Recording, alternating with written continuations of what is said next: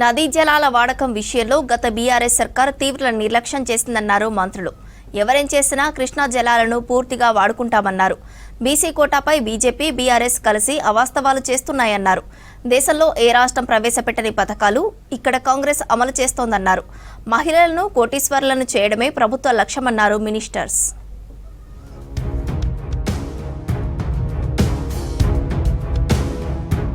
గత బీఆర్ఎస్ సర్కార్ వల్లే కృష్ణా జలాల్లో తెలంగాణకు అన్యాయం జరిగిందన్నారు డిప్యూటీ సీఎం భట్టి విక్రమార్క.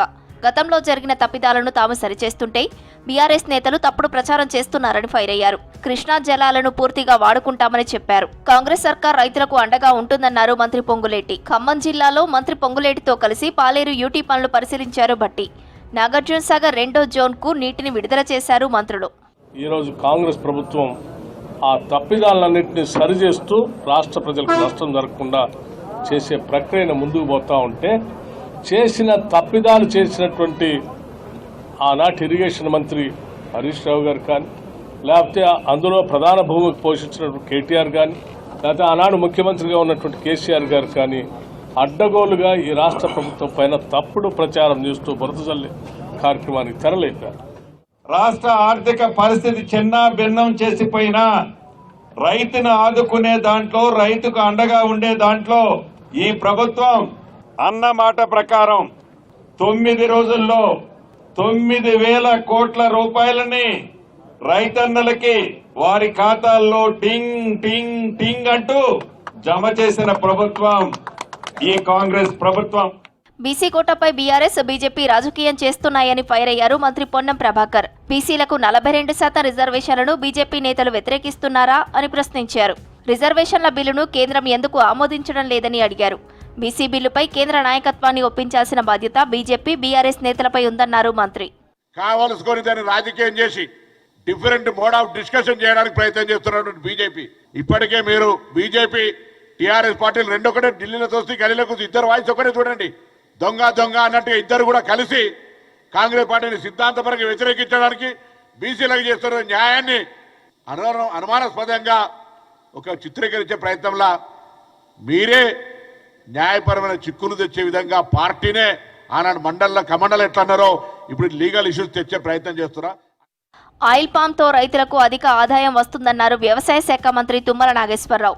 రైతుల కోసం ఆయిల్ పాంపై దిగుమతి సుంకాన్ని పెంచాలని కేంద్రానికి విజ్ఞప్తి చేశామన్నారు. దేశంలో తొలిసారిగా ఆయిల్ పామ్ ప్లాంటేషన్ కోసం సీడ్ గార్డెన్ ఏర్పాటు చేస్తున్నామని చెప్పారు మంత్రి. రంగారెడ్డి జిల్లా షాబాద్ మండలం పెదవేడులో మెగా ఆయిల్ పామ్ ప్లాంటేషన్ ప్రోగ్రాంలో పాల్గొన్నారు మంత్రి తుమ్మల.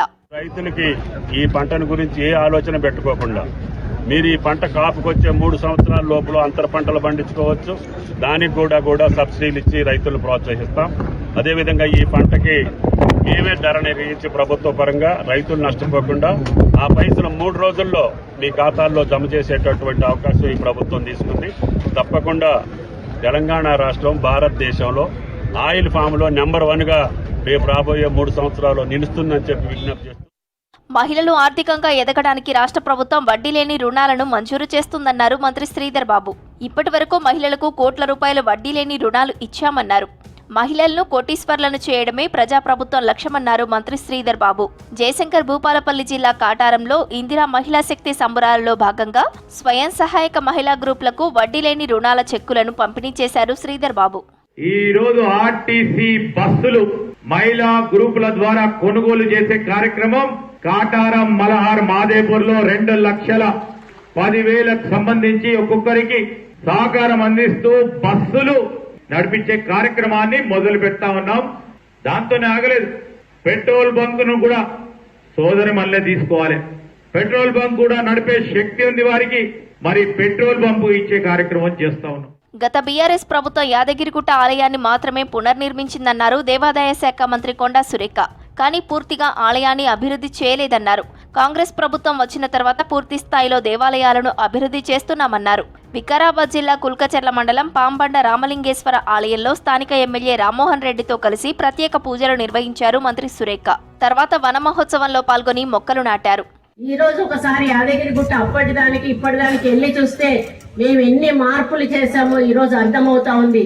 గుడి ఉంటే సరిపోదు, గుడికొచ్చే భక్తులకు సౌకర్యాలు ఉన్నప్పుడే మనకు వాళ్ళు ప్రశాంతంగా రాగలుగుతారు. ప్రశాంతంగా దేవుడి దర్శనం చేసుకొని మనశ్శాంతిగా వాళ్ళ ఇళ్లలోకి వెళ్ళగలుగుతారు. హైదరాబాద్ సెక్రటేరియట్లో మంత్రి సీతక్కను మర్యాదపూర్వకంగా కలిశారు రాష్ట్ర బాలల హక్కుల పరిరక్షణ commission chairperson Sita Dayakar Reddy. Commission 3 నెలల కాలాన్ని పూర్తి చేసుకున్న సందర్భంగా మంత్రి సీతక్కకు నివేదికను ఇచ్చారు. బాలల హక్కుల పరిరక్షణ కమిషన్ చేపట్టిన కార్యకలాపాలు, జిల్లాల్లో కలెక్టర్లతో నిర్వహించిన సమీక్ష సమావేశాలు, పర్యటనల గురించి మంత్రికి వివరించారు కమిషన్ సభ్యులు.